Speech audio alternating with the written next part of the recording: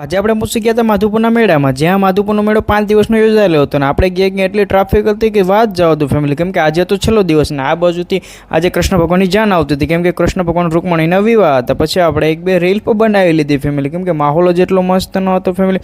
અને તમે લોકેશન જો તો મજા જ આવી જાય, કેમ કે સાંજના 6-6:30 વાગ્યાનો આ સીન હતો ફેમિલી.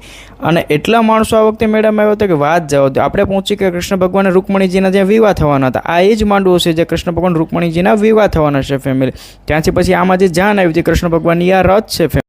આપણે પહોંચી ગયા મ્યુઝિયમની અંદર અને પછી આપણે મેળામાં જવાનું હતું તો રાધાકૃષ્ણના આવ્યા ને પછી ફેમિલી ફૂલ મોજની ફૂલ ધમાલ કરવાની હતી ભાઈ રાઈડમાં. પણ આ જોઈને મારું મન હાલ્યું નહીં બેસવાનું. નાના નાના ભૂલકા એવી મજા કરતા હતા. પછી આપણે થીમ પાર્કમાં ગયા. થીમ પાર્કની અંદર સરસ મજાનું ડેકોરેશન હતું. પછી એક બે રીલ ઉતારીને આ બધું નારળીના રૂષામાંથી બધી બનાવી ગયેલું હતું ફેમિલી. તો બસ આજના વ્લોગમાં આટલું જ. મારો ફૂલ વિડીયો જોવો હોય તો ઉપર હું